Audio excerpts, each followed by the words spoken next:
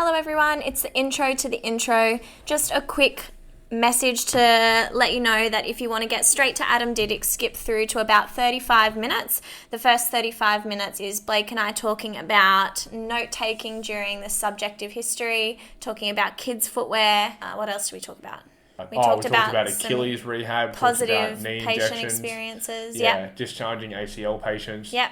Yeah, that was probably about it. So feel free to listen, otherwise skip through straight to Adam Didyk, part 1.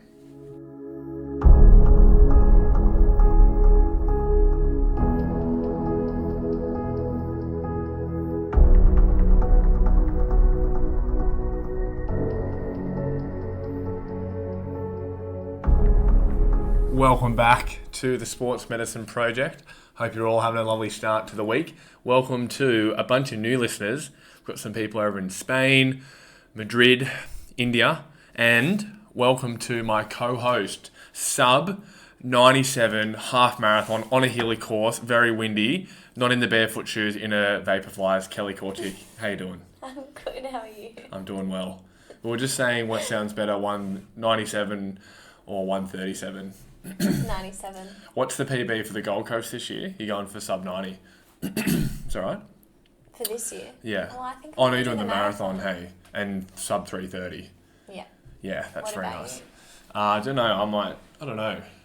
I might just do that with you. Would The be fun. marathon? Yeah, I don't know. Maybe the half marathon. Depends how this base building's going. My aerobic threshold is rising. I can feel the lactate as I'm running. I can You basically don't want to feel it though. No. I think when you feel it, that's when it's bad. Well, let me finish the sentence. So I can feel it. And what I've been able to do, now I don't know if any other runner is able to do this, but I've been able to train myself to convert the lactate via oxygen to puvate. So then I can basically absorb that. For the new listeners, have you know, Blake is rather sarcastic. Yeah, I probably should have said that at the start to our couple hundred new listeners. So, Do you know, Joe was saying to me this week that he still can't even tell when you're being sarcastic and real. yeah. And you know Joe. Yeah, I've developed a habit. I don't know what it is. I can just say that and just stare at someone like it's true. Yeah, but anyway. It's because you're probably a good liar too. No, I would never lie. Lying's the worst. I can't lie unless I've seen the papers. But anyway, welcome to, we're going to have it's part 1. It's a longer episode with Adam Didyk from TeamTempoRun. We, funnily enough, which is awesome, I really appreciate that from Adam. We did the hour and we got through, I think we got through maybe 5 or 6 questions. And he's like, have you guys, and we're like, we would really love to do a part 2, but we don't really like to ask because they're donating their time. We want their knowledge to then to be able to share on our platforms. And he was like, yeah, I'm happy to do a part 2. So it's part 1, but it's a full episode and there'll be another part 2. It was great. Sometime in the near future. We haven't actually recorded that yet. Yeah, that was really good.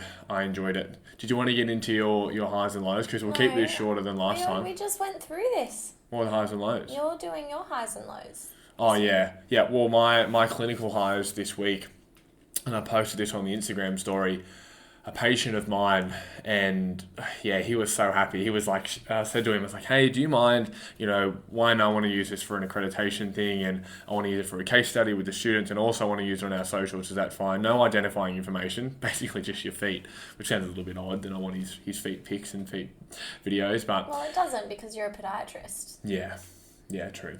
Well, he'd been suffering for a very long time, 3 years with bilateral insertional Achilles and 5 years with pretty severe, what I'm assuming is knee osteoarthritis.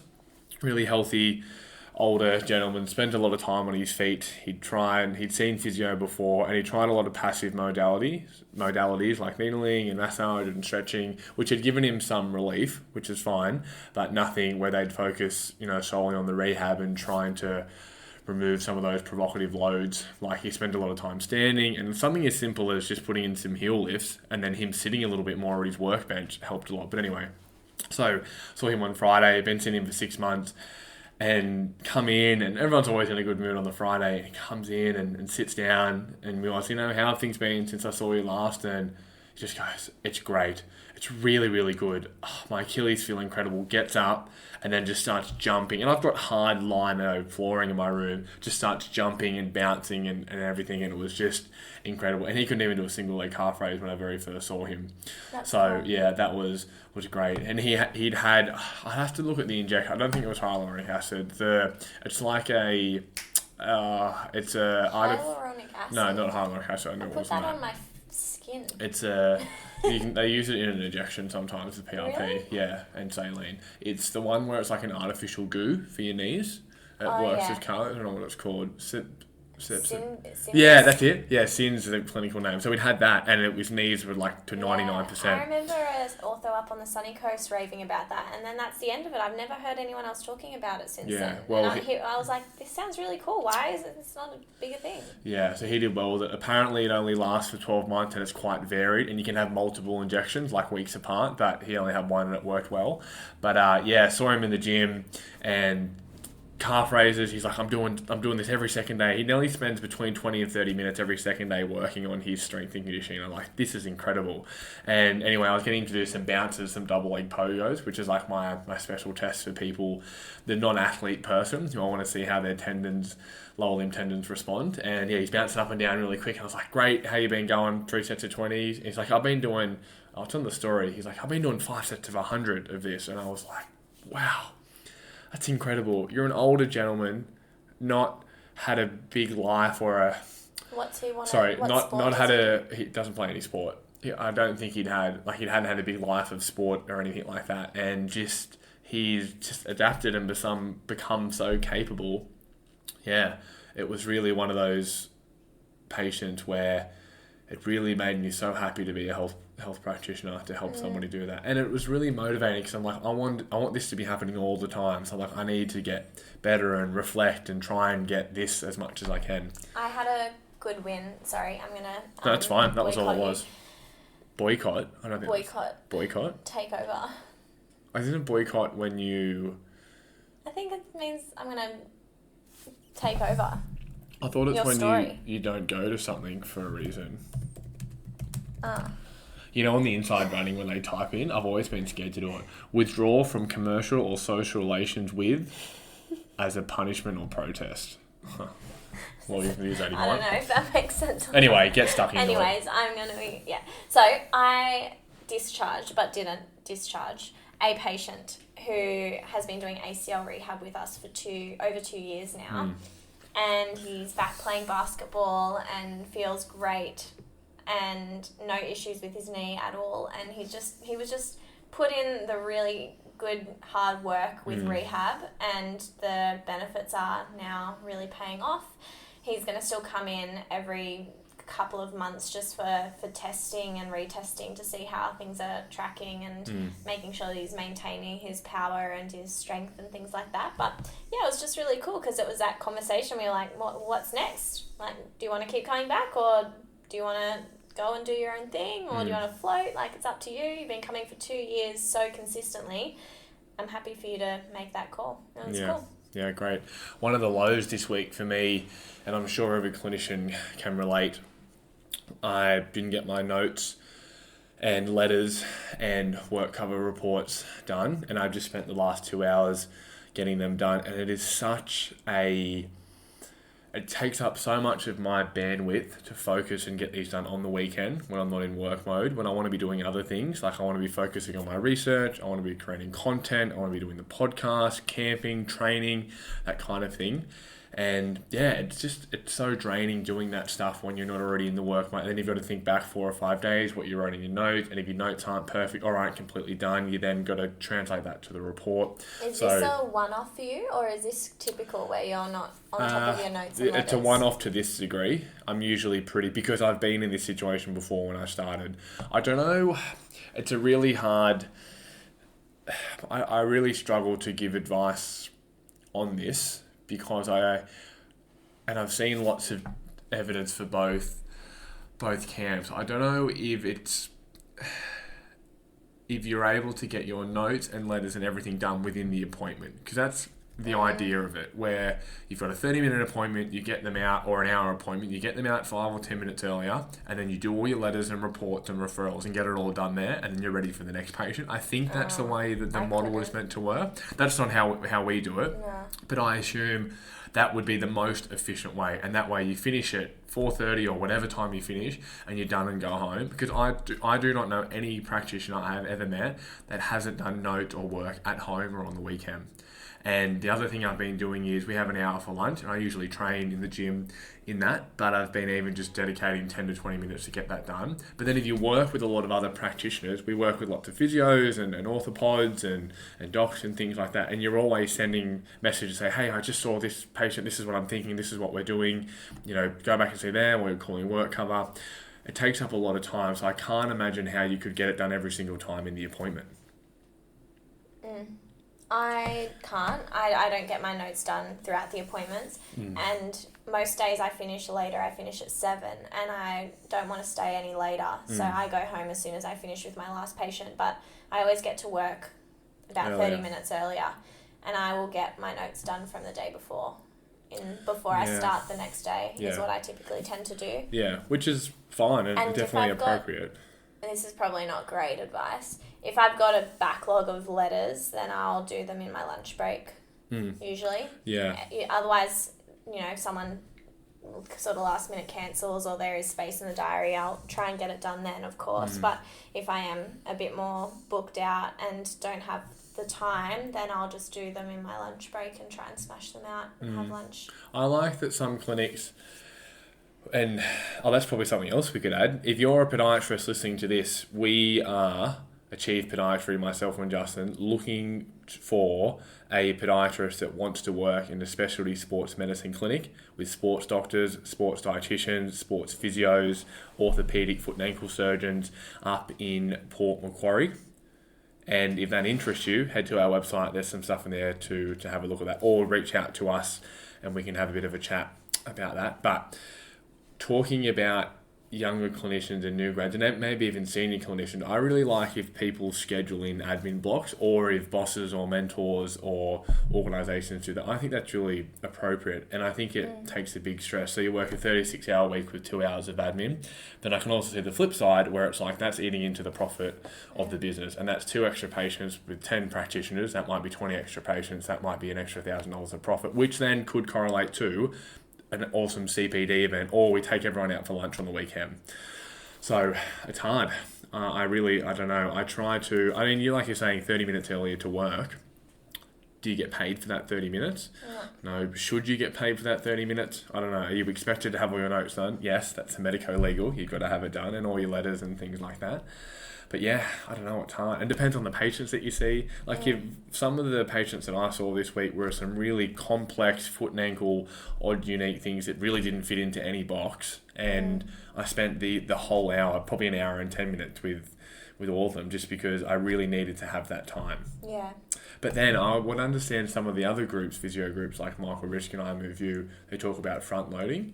Perhaps if you've got an hour appointment, you only get them in for 50 minutes, but then reschedule them for 4 days, and that way you can have that 10 minutes for your notes. We've got hour initials and we've got 45-minute initials. Yeah. If I've got someone in for an hour... But then someone's paying for that too, though.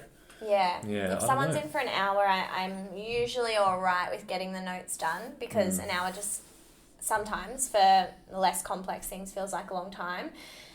For more complex things, I'm very grateful that we have it. But as anyone that's in for a 45-minute appointment, there's no chance I'm getting those notes done in that appointment. Yeah. I guess my advice would be, and this is what I've done for myself, and I can only give that advice, is trying to get as much done as you possibly can within the appointment. So you can usually get your subjective, a little bit of objective, and sometimes when I sit down with them right at the end, I'll quickly jot down what I'm like, hey, I'm just going to write this down. This is what we're at. This is what I want you to do. And then I can kind of say the treatment. And then the other stuff I can put in later, I guess, the objective test. Hang on. Yep. So I would do that. Get as much as you can done. And then I would dedicate 5 or 10 minutes of your lunch break, or I do, to get as much as you can done. And then 5, 10, 15 minutes. And if you really sit there and really just focus on it, you can get your notes done pretty quick. Yeah, put your phone away, just go, hey everyone, no one come in to distract me. Close your door. And just focus on it, and you can really get get a lot done, and you almost get in the mood. So, because then it adds up throughout the week.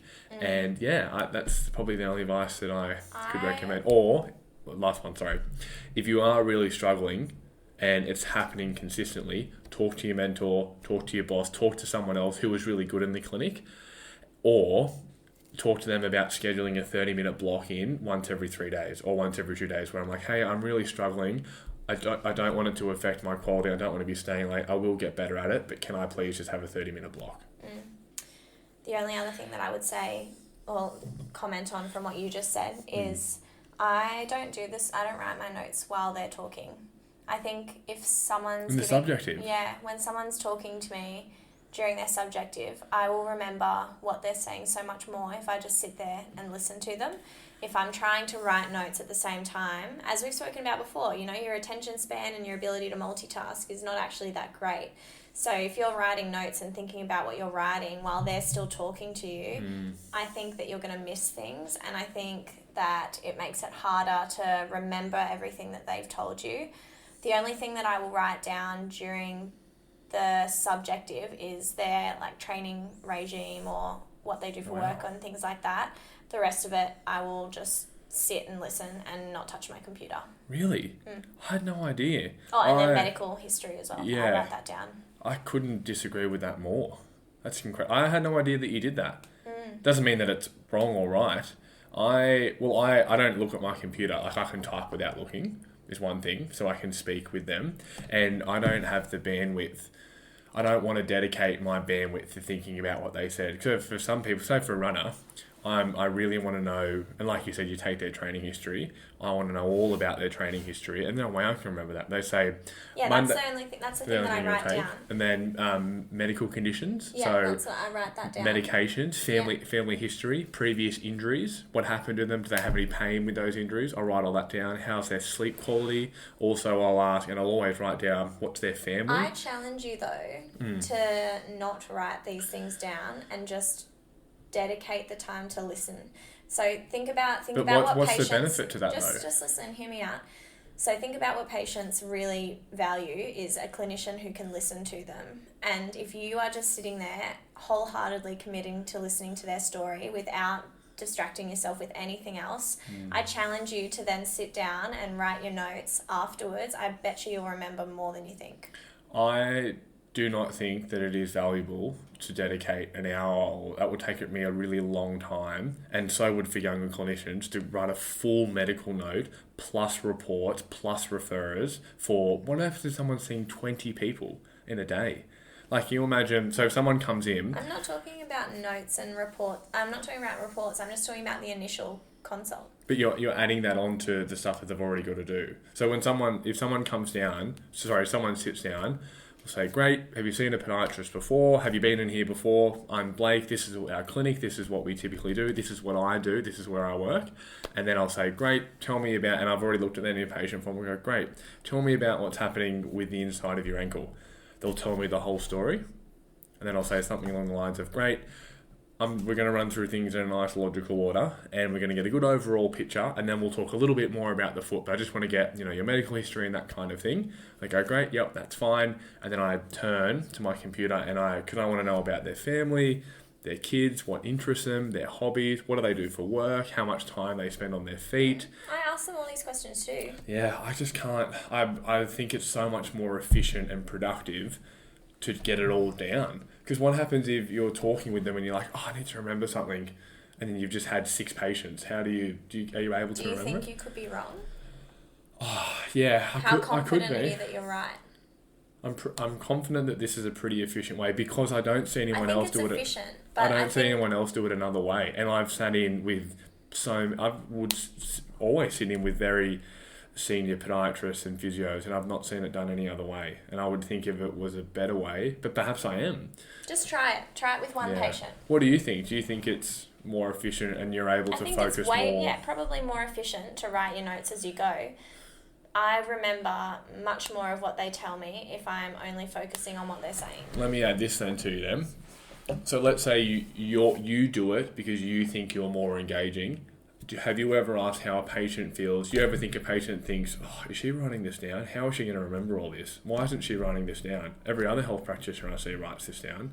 How is she going to be able to remember all my medications? How is she going to be able to remember? Because I said I write that down. I write down their medical history, their medications, and their training and their work. So all the other stuff they tell you, when it's sore, when it's all this, when it's that. I remember it. But how do you know that they know that? So, like, do you ever think that maybe the patient would feel like, is she remembering all this? Like, would you say that? Like, if I'm telling someone a whole story that I've had pain for 12 months and they're just sitting there looking at me, engaging and listening, I completely get that they're focused on me. But I'm also thinking, are you going to be able to remember all this? Why aren't you writing any of this down? Do you not think that? You don't think a patient ever thinks that after they're talking, and you're asking lots of questions as well? Yeah, because I'm asking them questions about what they've just told me, therefore making it obvious that I'm listening to what they're saying. Yeah, but does that mean that you're then going to remember it in a couple of days? Because if I say, do you think the majority of people think about the note-taking process of health professionals? Well, if they're telling you their story, they're probably wondering how you're going to remember and know all this. I've had people say, do you want me to say that? Do you want me to say that again? Did you get that? Because some people have had pain for... But what if someone's had pain for 5 years? I remember it. I listen to them well enough that I remember it. You're not a good listener as it is, because I tell you things 5 times before you remember what I've actually told you. You can't. That's way different. You and I are together. That's way different. I tell you things all the time and you don't remember. That's different. You care more about me. Apparently, you should. That's why it's different. It's a different relationship. The therapeutic relationship is a lot different to partners. You have to, I would assume, would have to agree with that. I'm going to say this. I'm just going to say it on the podcast on record. The relationship I have with my patient is very different to the relationship I have with you. And if you disagree, I wouldn't think that's right. I do agree with that. Oh, sweet. I'm just saying that I can remember what people say. Maybe I've just got a good memory. I don't know. Yeah. But I will remember everything. The other thing that I write down is how long they've had it for. That's the other thing that I write down. Yeah, I haven't tried the other way. I'm just, it's just like when you hear something new for the first time, it sounds so different that you think maybe there's no way it could be right, but it definitely could be.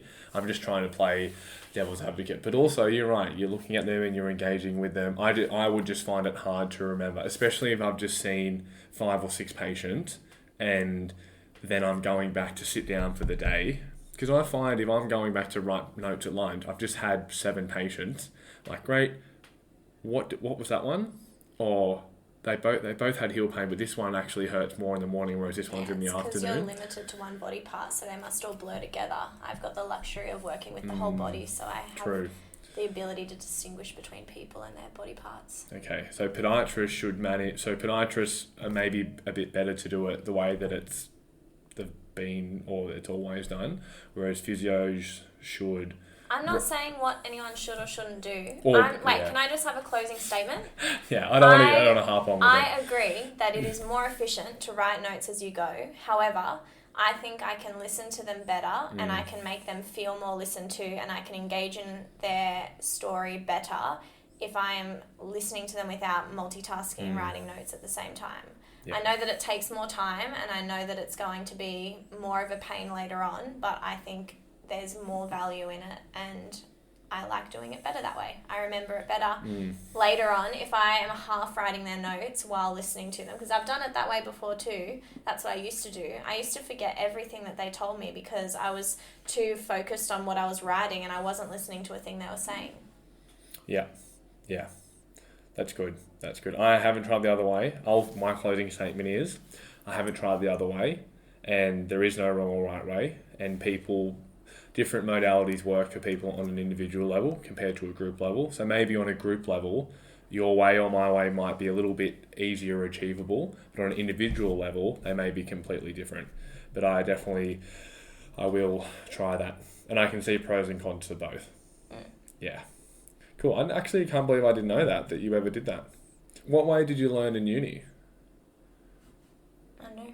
Yeah. Have you seen other practitioners do that as well? What? The way that you do it? Dave recommends doing it like that. Yeah, okay. Interesting. I used to, when I was up on the sunny coast, I used to try and write it all down. And then probably halfway through working on the sunny coast, I stopped doing that because I just couldn't concentrate enough. Yeah, and you're never doing... I mean, you do your notes as much as anyone else. Like, you're never doing them on the weekends or anything like that. You always get them done. I never do notes at home, ever. Yeah. All right. I always do notes at home. You're like, Yeah, looking I at me know. like, I never do notes at home, but I know you do. Yeah, I do so my you're notes at saying home. how inefficient it is, but who's the more efficient one? Yeah. Well, let me put this to you. If I do it your way, you and I will never be together again because I'll be always writing notes. I'll come and go, great, I've got 6 hours of note writing to do because I didn't write anything down. I might even let him bring my computer. That might be a good thing every now and then. I might just sit there and just go, where's your computer? I go, it's all up here, and just point to my brain and go, talk to me about it.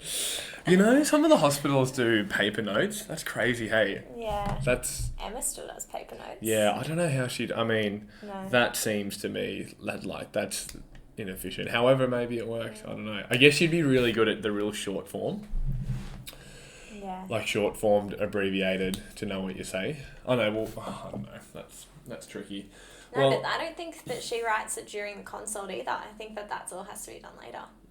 So there you go. Yeah. Do you have any other highs and lows to leave our lovely listeners? No, I think we've rambled enough. Yeah, let's put that up on the story and see what people prefer. And hopefully, if you do it a different way, please just send us a voice message or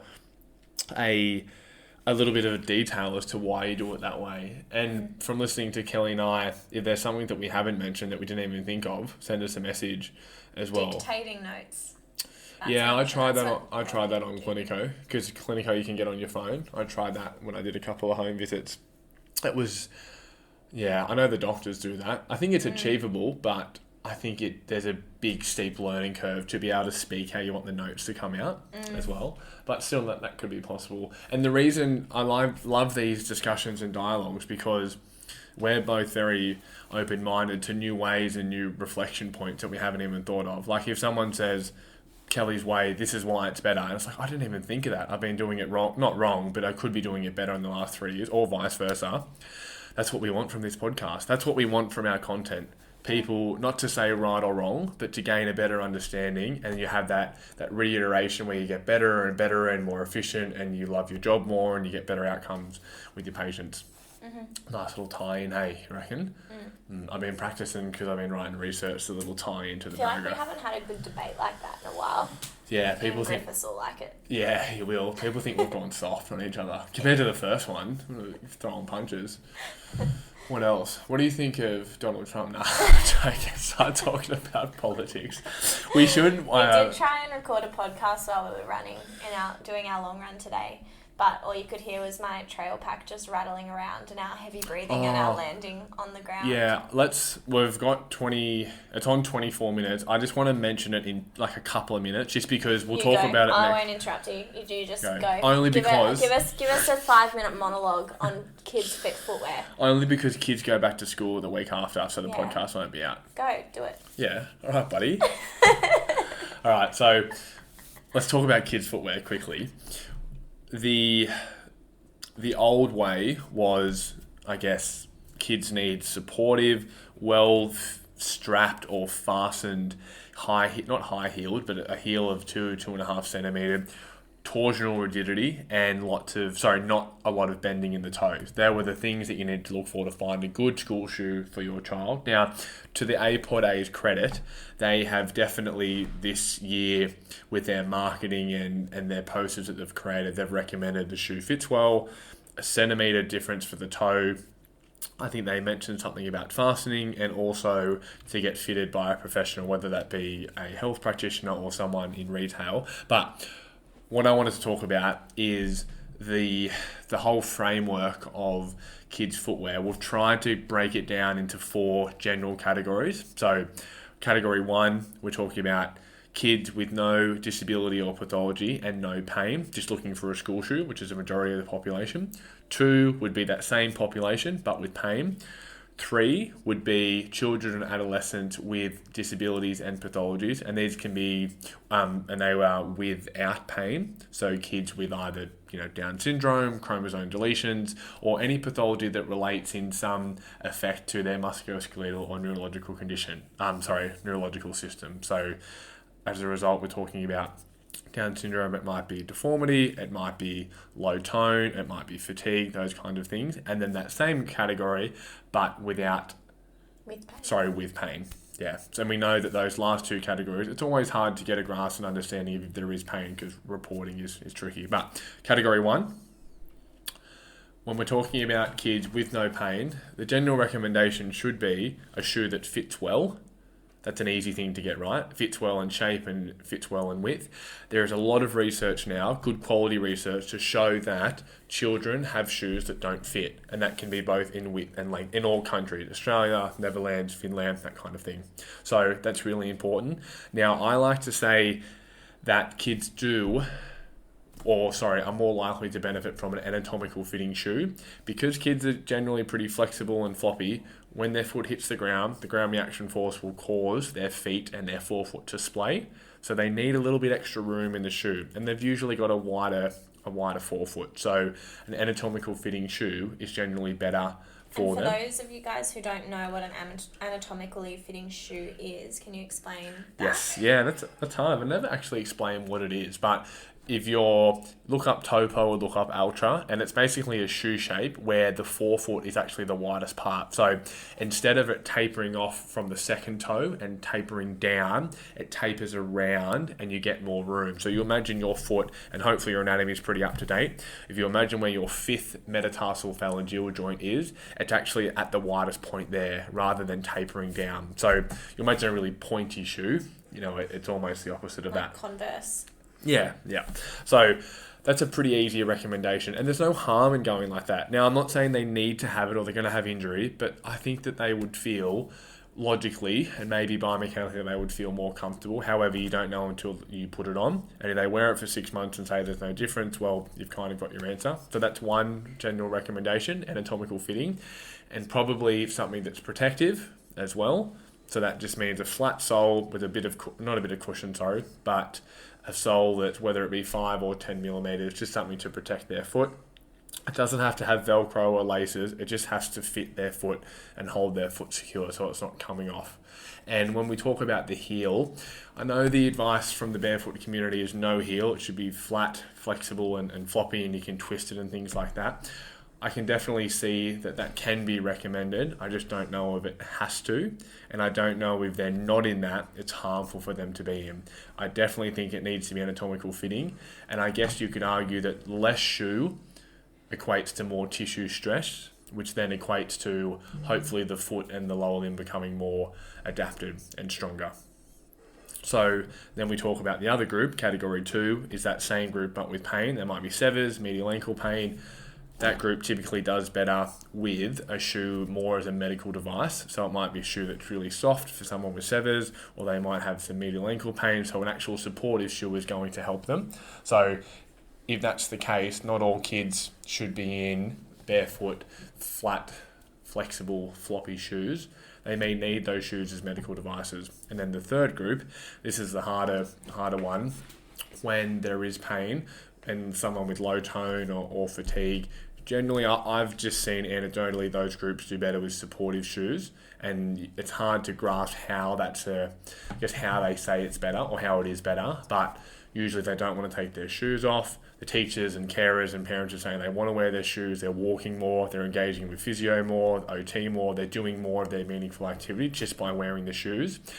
I don't know what the mechanism of that. I'm not going to say that it puts their foot into neutral. Perhaps it just makes it, there's more... It's like a sensory thing. Yeah, sensory thing, or the shoes doing more of the work to facilitate their gait so the body's not under as much stress. I don't know. And then the fourth group is when there isn't any pain, and it's the same thing. You've just got to try and get those metrics if they're able to report if there is any discomfort or if there's any fatigue. But generally, seeing those groups in supportive shoes when they're flat, flexible, floppy feet, and they're getting fatigued and they're taking their shoes off and they can't walk more than 25 minutes, they generally are doing better with supportive shoes. Now, it's not always, and you've got to see, and it's always hard, but that's a general quick overview of those 4 categories. Would you add anything into that? So if you're a mum, a parent, or a clinician, and someone comes in and they are great, I've got no pain, no deformity, child functions really well and you've determined that with some jumping and some testing and all that kind of thing,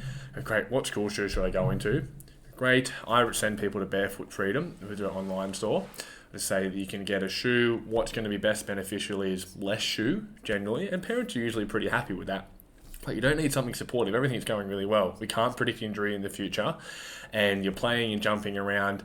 If you go into an anatomical fitting shoe that's relatively flat and pretty flexible, it's going to put more stress through the body, but we hope that then correlates to more adaptability and hopefully an increased overall capacity. And we know that from the other research where, and you can kind of maybe correlate it where kids do better when they play a multitude of sports, which you would then mean that when kids are exposed to different movements and different stresses, they adapt and they're stronger when they're older. So you could almost argue that. But on the flip side, I wanted to say that supportive shoes for kids, if you think that a barefoot shoe is going to be exponentially better and they're not getting those stresses in those shoes, that's just definitely not the case. Like, if you've ever seen a kid in supportive shoes play soccer and football and handball and things like that, they're still getting those stresses, but perhaps it's more in one of the barefoot shoes.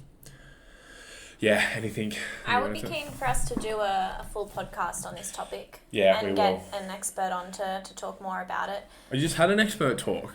I don't know, no, I'm joking, but I don't know what expert is going to talk. I don't know who's going to talk about kids' shoes. We'll try and find someone. Yeah, I'd be keen to talk about that more. It's not something that I have to deal with very much. I don't often get asked. Never had a kids. parent ask you about kids' school shoes? No, I don't think I have.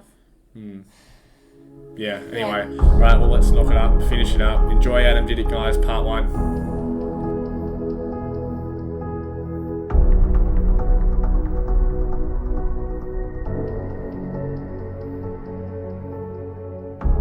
Hello everyone and welcome back to another episode of the Sports Medicine Project. So Blake and myself here and another guest that we are very excited to have on.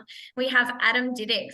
So welcome Adam, thank you for joining us. No worries, Kelly, Blake. So Adam is an Australian running coach and performance advisor with Athletics Australia.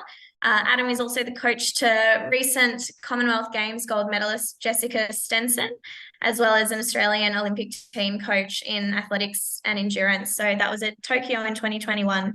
Adam is also the head coach of TeamTempoRun down in South Australia. We butchered that one a couple of podcasts ago when we were sort of guessing which squad you were a part of, Adam, so apologies, but TeamTempoRun. Right. So welcome. Can you, I guess, edit any errors that I have made and give us a little introduction to yourself? Yeah, I'll simplify and let you know that we're referred to as Team Tempo, but we're sort of very fortunate here. We've got a great squad based out of Adelaide. We work with a number of runners around the country, and through the great support of ASICS, we've been able to sort of continue to grow and develop the professionals and what we have to offer. And hopefully it's something that continues to provide a great environment for people to I guess explore their running goals. So yeah, I've been coaching now for about 14. I'm going into my 15th year, I reckon, of coaching, Wow. which, as I've only just entered my 40s, is well ahead of where I plan to be in life. I should have been a novice at this point, but just there are a few early injuries and things like that. Took up coaching rather early. Was fortunate enough to have some good athletes that sort of came in, Jess being one of them from the very early stages, and kind of just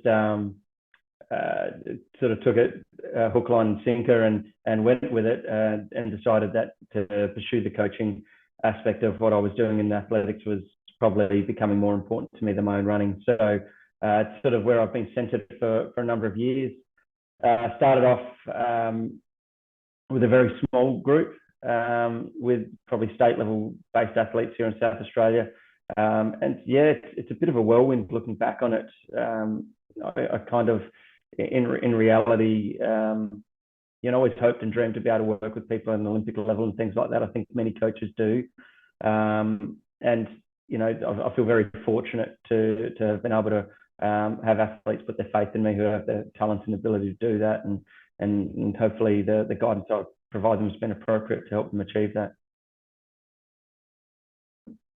That's great. That's really cool. And how did you get into coaching? How did that all start?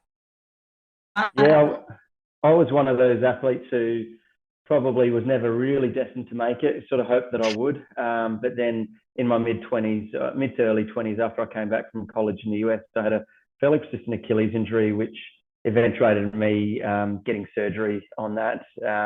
And it was during that time that I sort of explored coaching one of my friends. And at the point where I was starting to rehab and get back into it, I also took on a larger squad after their coach decided to want to continue on. One of the athletes in there was my girlfriend at the time, and who's now my wife. And Jess, who was overseas, was part of that squad too, and then came back to find out there's a new coach of the squad. So she's sort of been there right from the start.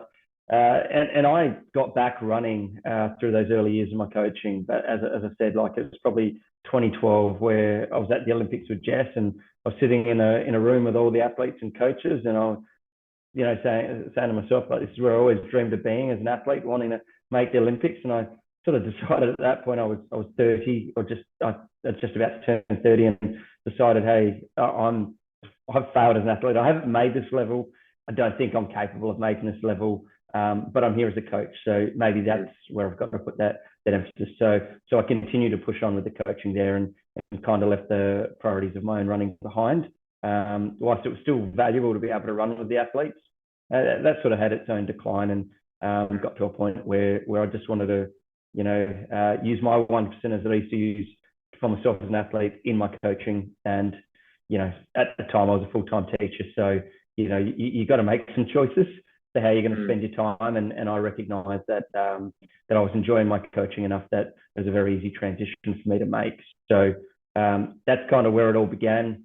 Like I said, it's probably since Jess's success, it's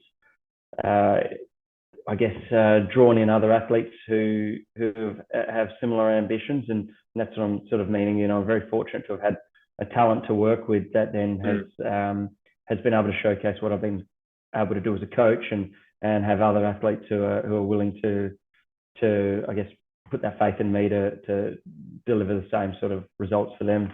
So my evolution as a coach, I think is, again, I still look back even only 5 years and cringe at the sort of coach I was at those times. And but I guess that's high performance, and that's what I've entered into, which is always looking for ways to be better, always looking for ways to improve things. And that's not just in the athletes I work with, but in the way that I behave as a coach, and the way that I prescribe training, and the way that I perform in and around that performance development and execution of those goals on race day. So it's been a pretty steep learning curve, but I've enjoyed the journey. But it's by no means been an easy journey. It's been pretty challenging, confronting at times. But that's coaching. If you're not prepared to go into that, it's not worth entering in. It's you have to commit to it quite extensively if you're going to work with athletes at this level. Yeah, and that's a good segue into our first question.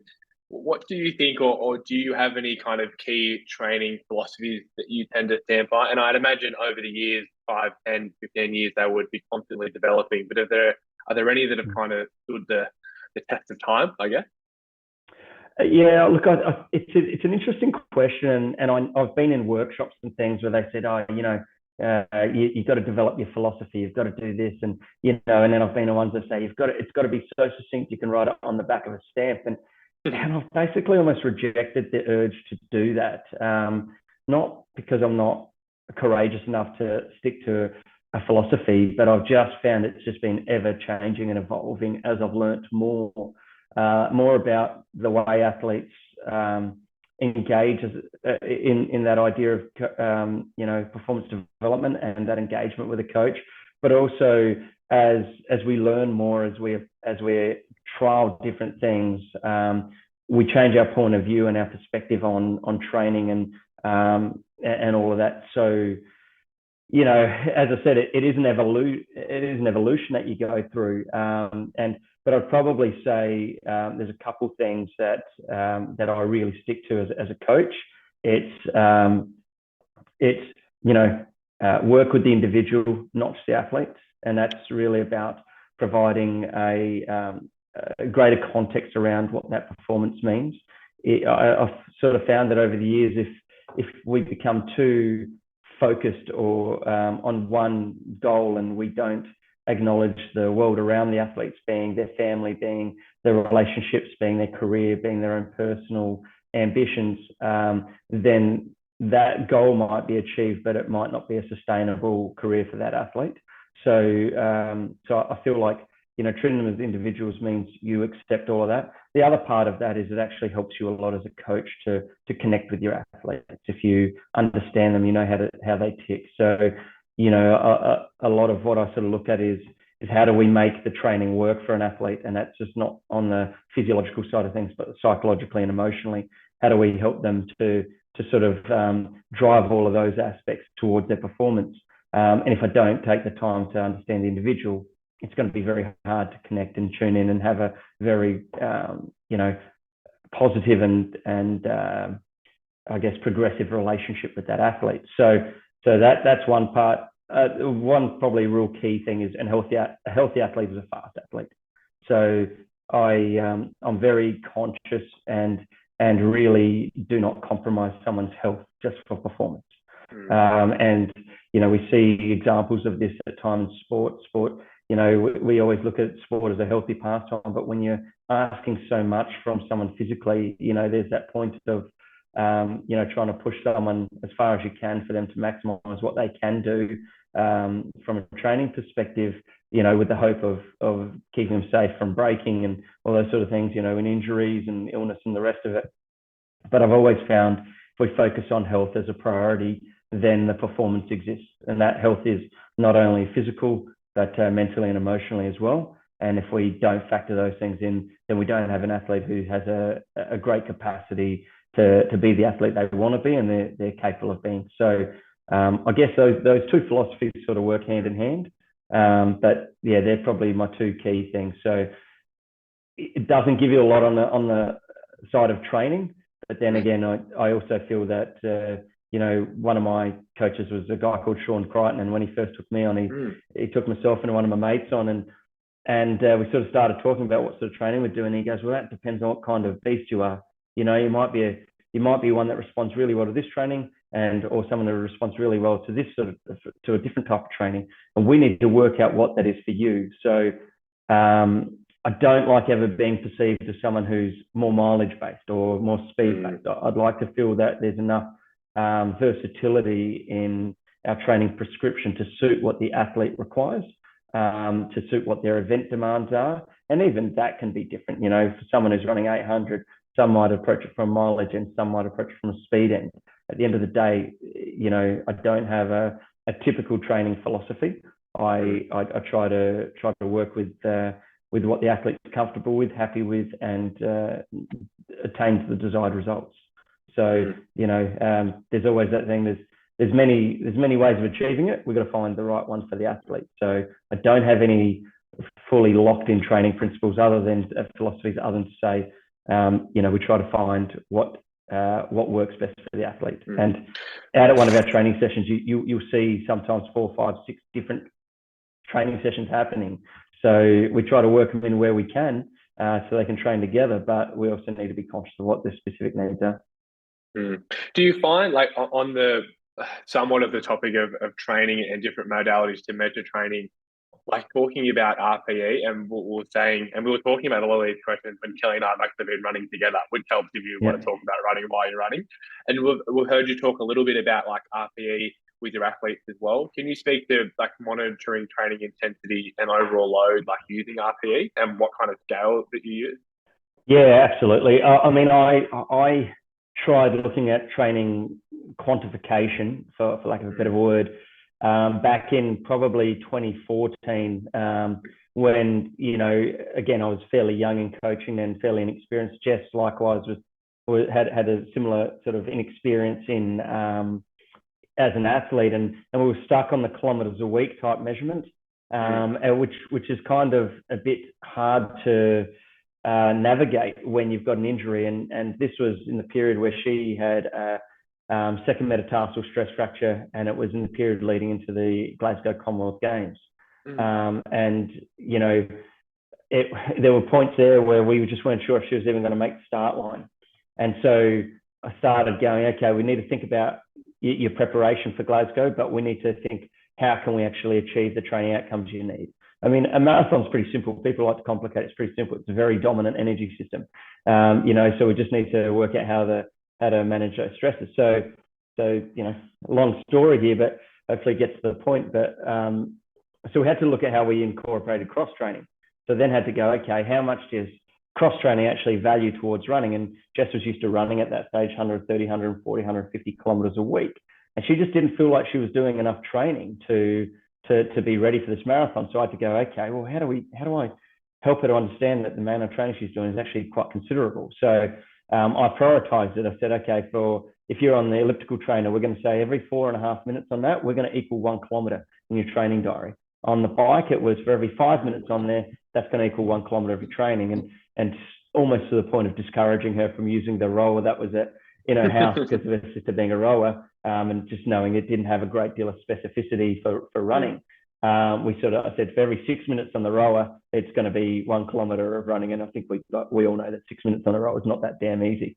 And so we sort of tried to do that, and I tried to measure all this stuff out and chart and graph, how much training she was doing. And it wasn't until I sort of continued to try to progress this idea, and Glasgow went well. She ended up getting a bronze and ran just off her PB. So she might have actually PB'd. So it was a great result. So we sort of validated with that process a little bit. But it was when I went to the Rio Olympics. So I was there as a team coach. We were in the holding camp, and there was a guy called Ben Raysmith who, if you've ever looked up some of his research, he's done some amazing stuff. And then I sat down and sort of cottoned on to the fact he was really interested in load monitoring and things. And so we sat down, and he goes, well, show me what you're doing. And he's like, yeah, that's all great. Let me show you a few things. And he talked us through, and I was just like, I'm light years behind where this guy is.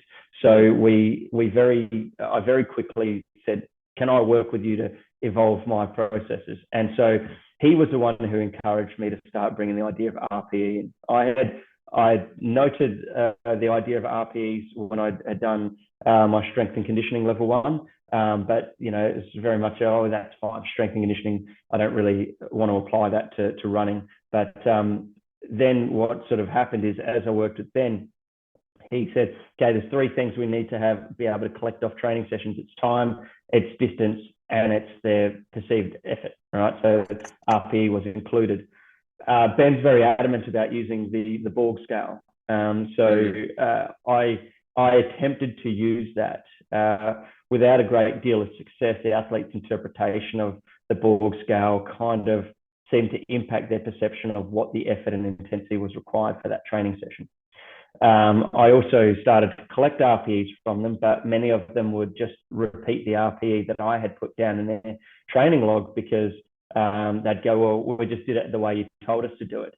And I said, yeah, but I actually want to know if on that day that session felt harder to achieve the outcomes I prescribed, or it was easier. I want to know if that crappy night's sleep you had the night before now made what I termed a 5, and you're going, actually, I almost had to go to the well on that one because I just didn't have the energy. That was a 7. And so therefore what I prescribed and what they executed were 2 different things. So measuring their load, the actual load, was different to my prescribed loads. But it did sort of come down to the fact that I almost had to start looking at RPEs as more a percentage of intensity. So, and that doesn't work out that nicely from a load monitoring point of view. It's hard for me to compare from one athlete to another. I have to sort of work on what's specific to that individual and their understanding, because some athletes are always going, oh, that was an 8 or a 9, and others are always going, 4 or a 5. It's just the way they perceive the challenging notion of a training session. So I knew that from an athlete's perspective, they were going to view that differently. So we started getting to a point saying a race is a 10. It's always going to be get as much as you can out of that. We don't want to leave anything in the tank. So we call it a 10. Most training sessions, so our more intense sessions, are a 7. I rarely would go up to an 8. Often if it's a bit lighter, we'll go to a 6.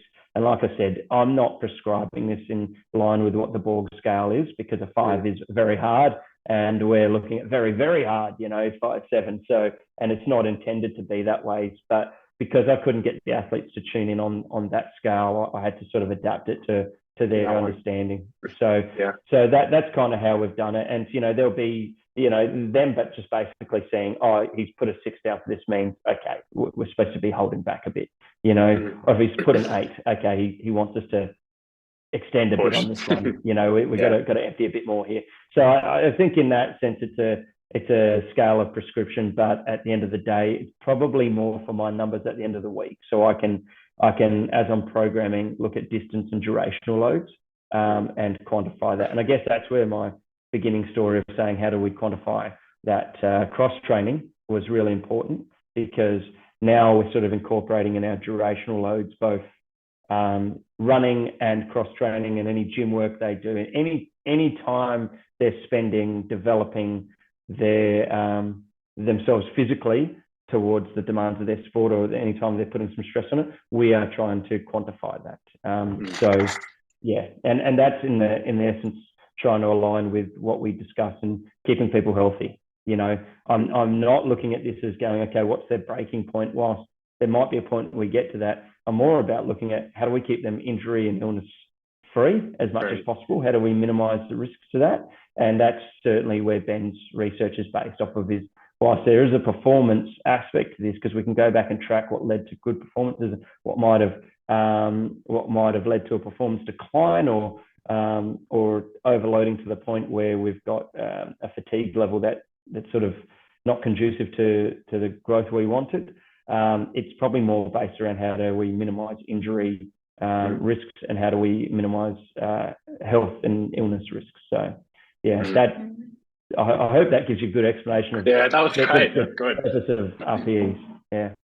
Yeah, I like RPE because it's certainly relevant. Like yesterday, I went for an easy jog in the morning and I would have put my RPE as 9. Like I just felt so fatigued from the day before. So I think it is so worthwhile considering that. What about some other like physiological measures like heart rate, or do you ever do like lactate testing or factor in those when you're looking at someone's training, or is that not something that you'll find relevant for your athletes? Yeah, look, just one last thing on the RPEs also is on training prescription before we move on to your next part is, if I offer someone 100 kilometers a week and it's just jogging as opposed to 100 kilometers a week with intensity, they're two very different training weeks.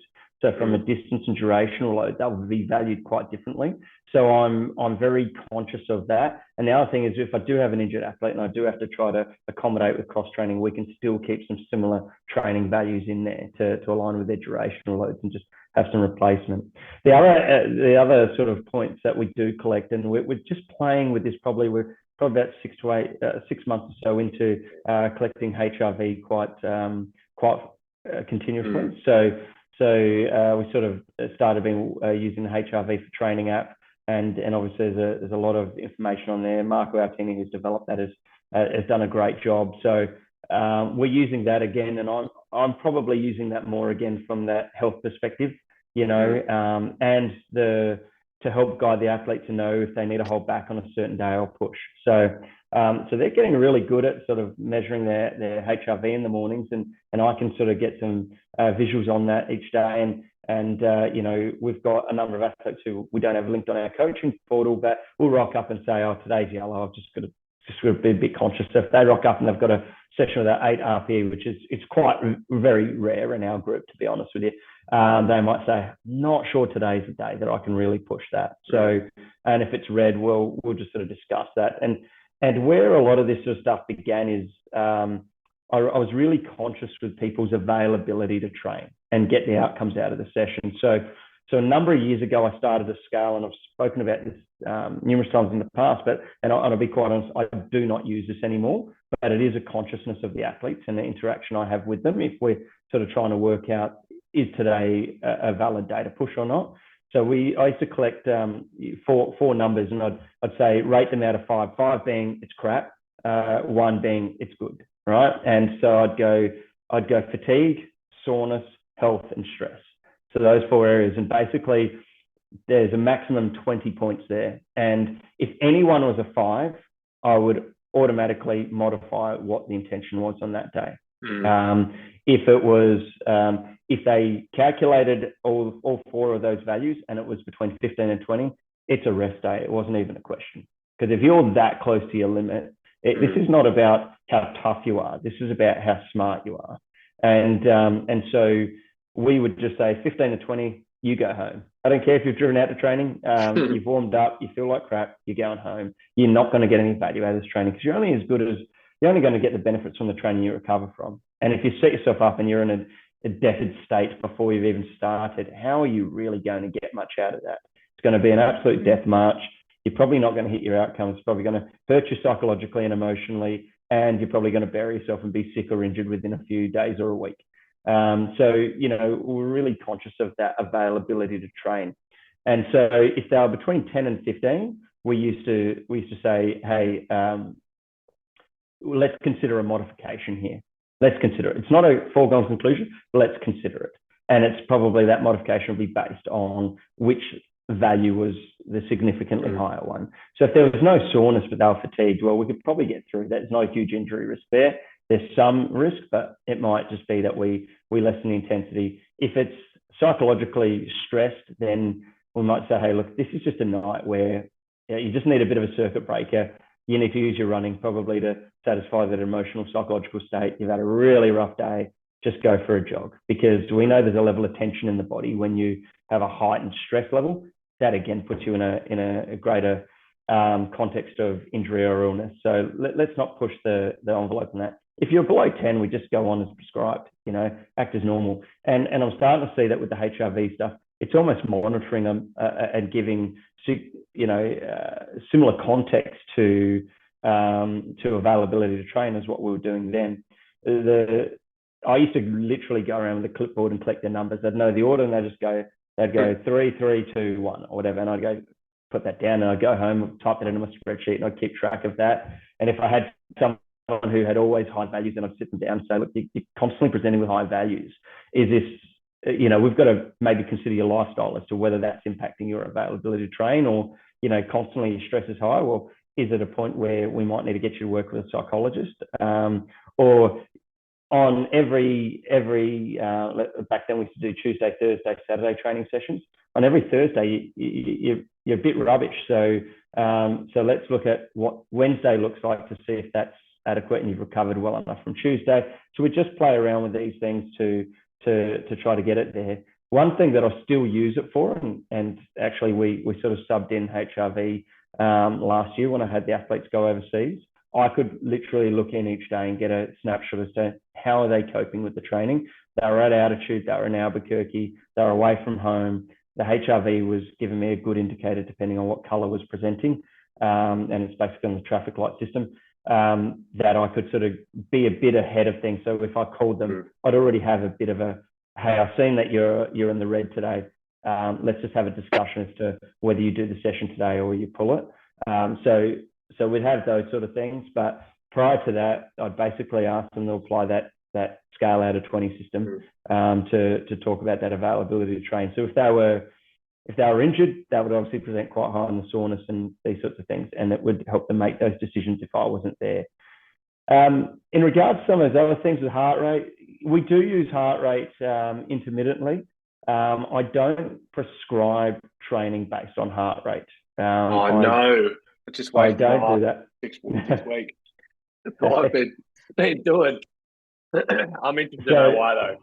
Yeah, no, look, I mean, first and foremost, trying to get a bunch of athletes to continually show up with a heart rate strap is painful. You know, they've got to be very motivated to want to do it. And I spent years and years, even for our threshold-based runs, where I really wanted a connection with their heart rate being their guide on their effort, to use a heart rate monitor. But geez, after years of trying to wrestle this thing of your heart rate monitor should be on for your threshold sessions, and my battery is flat, or some, you know, useless excuses. But, you know, I look back on that and just go, I got to this is becoming a pain in my butt. So I would suggest there's probably a difference with the level of athletes and their ability to tune in on what's the right intensity. And as you become a more established athlete and as you become more experienced, you probably don't need a watch or a heart rate monitor to guide you too greatly on that. Now, we are actually starting to see that, certainly through the use of HRV, that the collaboration with a heart rate for all of their runs is applying some greater information for us. So we're exploring that a little bit at the moment. So I'm certainly not opposed to using it. I wish I could use it a bit more. I wish I could get a bit more out of it. I guess the saving grace for me is that, a lot of the watches these days have a wrist-based heart rate monitor, so we can get a general sense. It's not lab level accuracy. I recognize that, but you can certainly see enough there to recognize that they're overreaching or they're coping well enough, right? So, so I think that to me is probably the key part of it. But when you're working with competitive athletes, they recognize pace. And they recognise the feel of that pace, and we talk to that pace. So I don't look at percentage of heart rates when I prescribe training sessions, but I probably, in reference to something else that I think about when designing training sessions, I do look at what I perceive the lactate levels should be for certain athletes and certain paces, and that's probably what drives the way I design a training session. I also see, from another reason as to why I don't do some of this is because I can see heart rate can also be, it can also change quite quickly depending on the environment someone's in, and that may not always be a physiological driver to that heart rate being changed. It could be a psychological thing. We know that someone's heart rate will go up if they get scared or something like that. So if they're stressed in the environment. Now, it doesn't mean that it's invalid to collect. I actually think there's still some validity to that, the same as what we're talking about in that stress scale. But, in seeing the fact that many athletes don't find the heart rate strap that comfortable to wear, they don't want to wear it, they feel restricted by that, I've kind of just gotten to the point of I'm not going to continue to bang the old drum. But I myself really committed to wearing a heart rate monitor, and I'd say to them, after a while, you don't even recognize it's there. Half the time you go and have a coffee and stuff like that, and it's still on. You're like, oh, geez, I've still got my heart rate strap on when you're about to jump in the shower. So I don't really buy into that. But again, if people are not overly motivated to do it, and if I'm not using it specifically in my training prescription discussion, then it's not an absolute critical marker for me to reference. And as I said, if I was working with recreational runners who weren't as tuned into their pace and intensities, I would find it a much more useful tool. And I did do that with rec runners when I coached in the past, and I referenced them with V-dot scales and those sort of things, which then gave some heart rate guides to them.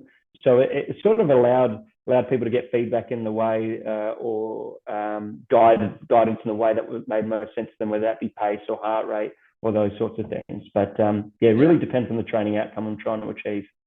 I've been trying to get Kelly to get one. I mean, there are some benefits. I just think you look really cool. Because if someone sees you running with a heart strap, I think that guy thinks I'm a good runner. And then if Kelly and I both have one, they're like, these guys must be in this big elite group running with their strap. But it is cool. It's interesting. Except when you go up, like, if I go up a little incline these days, I'm horrible with the heels. It's just peak, and I hate seeing that. I look down and go, this sucks. This is horrible. You mentioned a little bit about lactate, and there's a couple of, I guess it's all questions in one. Yeah. I wanted to ask kind of and the way that you would explain it to people and for clinicians listening to this, how they can explain it to patients and people that they're coaching, like the different systems involved with running, like the aerobic and anaerobic. And I guess you could probably include lactate in there, and also what lactate clearance is and how we generally think about it.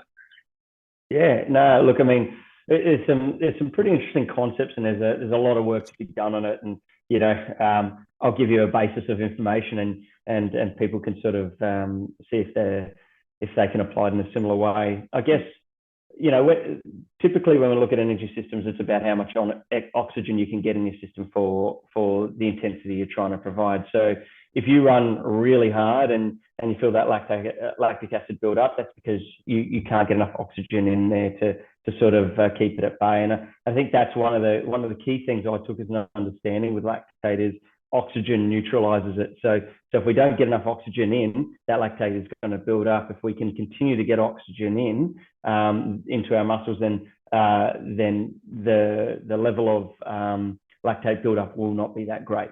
So when we're running at a slower pace, there's obviously an ability to get oxygen in significantly, therefore our lactate levels stay lower. When we're running all out, our oxygen absorption is not as great, and therefore the lactic acid will continue to build up. So that's basically the way I perceive it, and it's been years of watching lab tests, and I'd probably take more note on the lactate levels at certain paces for the athletes than anything. And that literally is my guide to how efficient they are at certain paces. And so as I design a training session, I look at how much exposure do I want them to have to certain lactate levels. And so when you're looking at creating an efficiency at a certain zone, you have to work a bit above it. You can't always work below it and just expect that efficiency is going to increase. You'll get efficient running at that pace because your body will adapt to that stress. But if we want to push our efficiency up at a higher pace, then we have to go a bit beyond it. So when we're talking about lactate clearance, and this is a reading I did with a guy who's become my friend, Steve Magnus, over the years. There was an article he wrote, and it was a very simple article, and he's very good at explaining these concepts in a very basic way, which is very helpful for me because, as I said before we started recording, I'm a bit of a science dud. So to have someone who can explain these things in a very, very simple context is great. So, basically with Steve, he wrote this article about lactate clearance, and he said how there's a lot of people doing threshold runs, tempo runs to try and increase efficiency. And yes, they do have their place and they do have their time, but there's also that consideration about how do you play with that time and that stressor where we're going above and below. So a lot of what we do in fartlek sessions where we're increasing pace and then they're dropping back and then increasing again, dropping back. It's about the lactate levels, sort of responding to that. So we started off on a protocol that sort of was 800 on, 800 off. So it's 800 meters where we build our lactate levels and obviously probably won't happen on the first one, but by the second or third one, it'll become quite stable there to a certain level. And then we give it enough time to sort of drop our lactate levels. And then we go again and we push it up and then we pull it back down. And so I guess how that sort of, if you think about a line there and you're going above and below that line, you're sort of working to push that intensity up because you're exposing yourself to a greater lactate level. Therefore, your body learns to adapt to becoming more efficient. So that's basically the principle that I've sort of applied to that. And I probably have done that with the majority of training sessions. So in the training sessions I write, there's a few sessions where there's consistent sort of paces throughout the whole session. It's like if we start 1K reps, sometimes I'll say I want them to increase, I want them to get faster as we go. Sometimes I'll say I want them kept all the same pace. Sometimes I'll say, okay, you got 8 of them. On the 5th and 7th one, I want you to run harder, and that's to push your lactate levels up, and then to do the next one and keep it as a almost at what we call our control pace. So there's different ways you can do the same session to play around with those lactates. So it will be fairly regular just to make sure that we tap into the aerobic system regularly and keep that topped up. That I'll start with some threshold running, and then we'll do some fast reps afterwards, and have to be really diligent, and the athletes have to be really committed to executing that well, because they can get a bit carried away and all of a sudden they go into what the key specific part of their session is with greater lactate levels, and all of a sudden they're not able to produce the output that they want. So yeah, that's what I'm saying. Like with the athletes, it's about instructing them as to what we want to get out of a session, helping them understand that they can then execute it effectively, because we are playing with those levels. In regards to collecting it, yeah, we're not great with that. I've got anyone who wants to flick me a really good lactate scout, great. But the one that I've got is a bit of a dud. So if anyone wants to cheap one, it's on sale. And the other part of it is, a lot of the time it's just me out at training. And if I'm collecting lactate levels off someone, that means I take my eye off what's going on in the training, and I can't be there as a coach. So unless I can establish the situation where I can have someone out there whose sole responsibility is just to collect lactate, so I don't have to think about it, I'll definitely be keen on that. But the reality is, I'm pretty bad at collecting the blood. The athletes get to the point of going, oh, look, can you just leave me alone so I can get my breath back, do the recovery and train. So it's more stresses them out during the session. But geez, I'd love to have more regular check-ins on people's lactate levels during training sessions. Nothing would be the more gold standard to me than be able to actually have a watch that tells me their current lactate level. But I don't think we've got the technology to be there. But that would certainly be my coaching dream. So that's kind of, I guess, the way we sort of value that. And I guess alongside that comes the different pace zones that you sort of work in. And again, when we're working with competitive athletes, they'll understand what their 400 pace is, their 800 pace, their 1500 pace, the 5K and half. They could tell you basically and zone in on the specifics of those paces just by being told, okay, today's 400s, we're at 5K pace, and bang, you'll see it within a second. But that's an experienced athlete who can achieve that. So there's that side of it. The other part of it is power output is, to me, something that needs to be considered when we look at efficiency. So when we look at a marathon runner and go, why do they do work at a faster pace in the marathon? It's not just for the physiological, I guess, the internal operations of cardiorespiratory. It's just as much about getting that power output. So when you run faster, it's not necessary that your legs are turning over quicker.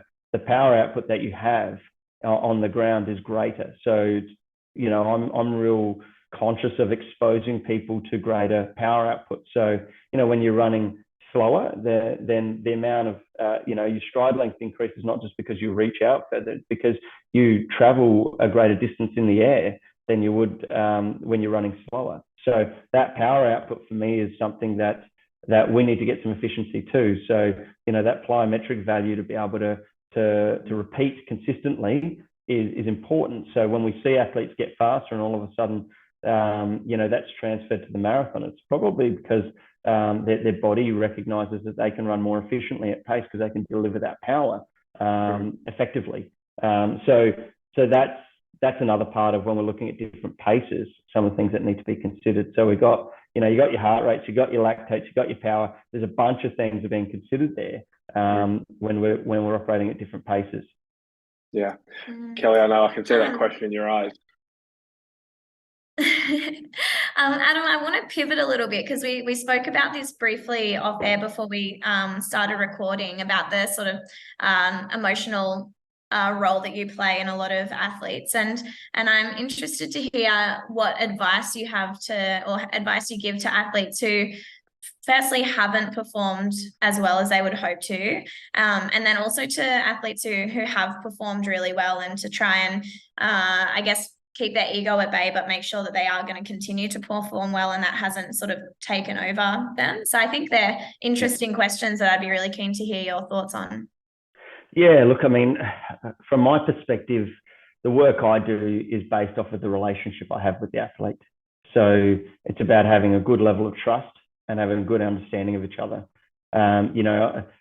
At times you have to have hard conversations. At times you need to be empathetic, and there's nothing I can say is more critical for a coach than to have a good level of emotional intelligence. If you don't have that, you're really limiting the depth of your relationship that you can have with an athlete. And so when it comes to that emotional side of things, I mean, a big reason why I go out to training sessions is not just to call out the time on the side of the track. They've got their watches, they can do it themselves. It's to spend time with them, to see how they're going. Watching them walk to the warm up from their cars is almost one of the most valuable parts of it. And I try to observe how they interact with others in the group and all those sorts of things. And you can start to see people who might be a bit flat or things are going on, and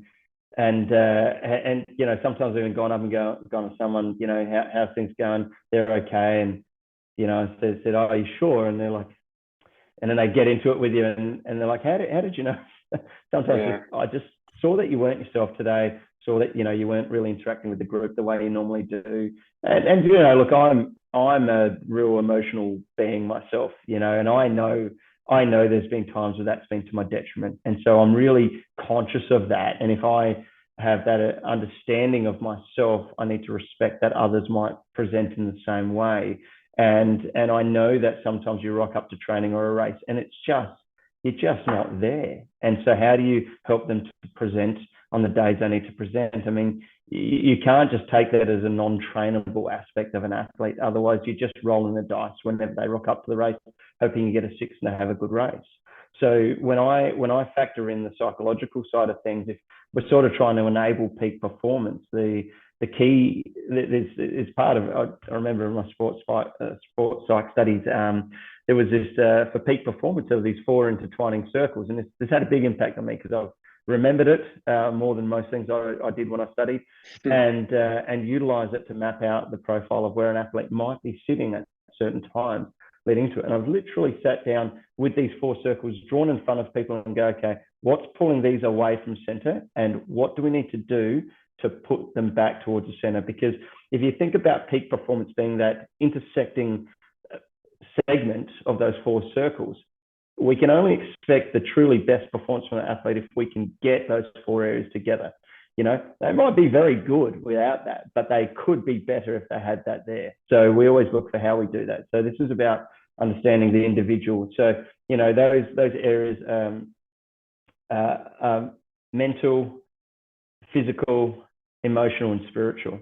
Right. So, and, you know, I always have to say, but that disclaimer, the spiritual is not how aligned are they with their religion at the moment. It's just about, do they have a contextual belief that, you know, are they optimistic? Do they feel like they have belief in themselves that they can, and that good things are going to happen to them, not rock up at the track, go, well, of course it's windy. It's always windy whenever I rock up at the track. I never get good conditions. I mean, that's not going to assist. But if they're physically away from the center, that might be through injury or fatigue or soreness. Yeah. So we've got to work out what's our strategy to get that back. If they're psychologically something's going on, if they're, you know, got some mental health issues or something like that, then we need to address those things so we can push that circle back closer towards the center. If they're emotionally, I mean, you know, if someone's dog dies and they've got a really close association, they've got to rock up to a race 2 hours before. Like, how do we have that conversation, identify that that's going to be an impact on their performance? You know, it might be a variety of many things that might create an emotional response. So how do we sort of have that conversation? I think that again comes down to that trust and understanding of both coach and athlete, that they are comfortable with being vulnerable with me, but they also recognize that I'm there to be their coach and support them to achieve the result they want. So sometimes I know I help them unpack that, but it's in an effort to, okay, we've got to get you in the place where you can go and perform right now. And I've you know, this is probably one of the more critical parts of when you're a team coach and trying to establish relationships with people so that you can actually identify, okay, we need to adjust something here. We need to have a chat and adjust something here because you can see that they're not quite operating and functioning in their best right. And a lot of time you're dealing with athletes who are the stress response is based on nerves and, you know, these sorts of things. So, you know, how do you get that? Or you know, in the Olympics, it might be their brother or their mum or someone cracked at them because they couldn't get tickets, and why didn't they help them more? Yeah. It could be any sort of factors to that. So on the emotional side of things, that's really quite critical. And I think, you know, having someone who's both physically and mentally healthy is really important. And as a coach, we need to be conscious of it. And look, I mean, many times you sit there and go, geez, this is stepping a bit beyond my realms of being an athletics coach. But there is a consciousness that this stuff is important to allow that person to have the greatest capacity on that day to perform. And I think that is the critical part of here is how do you increase someone's capacity to perform? And if something's impacting on their capacity to perform on that day, it's like, okay, the odds of them performing well on that day are lessened. So we need to increase the odds that that's going to be a good day for them. So, yeah. I wanted to pivot here a little bit. And this is an area, and I'm incredibly interested to hear your thoughts on this. And Kelly and I talk about this all the time. What are your thoughts on, I guess, the 2 topics of running, retraining, and running technique in regards to injury and performance? Because I would say that like the research is somewhat clear, but then also on the flip side, the research isn't up with what people are coaches dealing with elite athletes and seeing runners all the time. So yeah, just wanted to hear your thoughts on that. So if we're specifically talking about testing, I would say I don't do a great deal of it. That's probably based off the understanding that, one, we race all year round. That's distance running. You've got your track season, you've got your road season, and so we race all year round. So we get pretty frequent opportunities to test ourselves. And I know that's a very simplistic view, and basically I would say there is still a lot of room for testing. And what I'd say the testing needs to identify is what are specific attributes you're trying to improve on, right? The challenge here is, though, how do you prioritize testing over training, development of those attributes. So how do you trade in that training on those certain days to go, okay, we're just going to do testing today, knowing that the physiological trade-off might be lessened, or to chuck it in between races where, okay, a race, as I said before, we sort of value a race as an RP of 10, right? So if that's an RP of 10, you obviously, when you test, you want to test at 100% as well. You're spiking loads with these sort of testing. I'm very much keen to see testing in the gym where possible, because there's really specific refined attributes that we're trying to see development. The one thing that I really value testing for is, how do you know whether you've actually developed an attribute successfully? It could be an execution of that as a skill, but that could also be a tactical improvement and better decision making, which needs to be tested at time as well, which is why racing and putting people in races to identify that is important. But how do we know if the program in the gym is actually making the amount of benefit equal to the amount of time spent in it?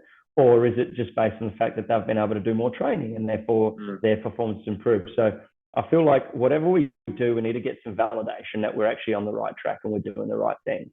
So I would say, rather than have standalone testing sessions from a running perspective, I'll be able to recognize whether they're coping at certain paces, to recognize whether that shift in that attribute that we're trying to develop has occurred, and link that in with what they're doing in racing. Now, I would say that distance running is probably one of those things where what I've just suggested is more the case than not. But when we start looking at sprinting and things like that, because their load from a durational point of view may not be the same, there's probably a little bit more room for it. Or we've got a situation where there's greater versatility or variety of paces that people have to be present in distance running to be competitive. Whereas in sprinting, you're really looking at, okay, what's your first 30? Okay. And then it might be, okay, what's your peak speed, to be able to know how to apply that effectively, to know that there's growth there, because you can't just always judge it off a 100-meter race, because fatigue could set in, and whilst you might have had a greater peak speed, the endurance to be able to hold that might be lessened. Likewise, where the racing doesn't allow you to test effectively all the time from a distance perspective, could be if it's a tactical race, you don't get to see the full capacity of that athlete. If the pace was faster, could they have run a much better pace? So, we're always looking for different opportunities to test different aspects. So, there'll be specific races where we go, the priority here is to race. So we don't care about the pace, we just care about the racing. And if the tactical development of an athlete is what's at question, then I'd put them in races where we'll have that tested. If we're looking typically at, okay, how fast can you actually run, then we'll look at a race with a pacemaker to know that's going to significantly challenge an athlete to get that attribute. But ultimately, I'd say that, again, with experienced distance athletes, they would be able to recognize from the feel and from the effort applied to get the outcome where their form's at any one time. And because we have enough variety in our training sessions, I'd get a pretty good idea and understanding in some areas where they are aerobically and where they are from a speed perspective, because we would expose athletes to that within a training session.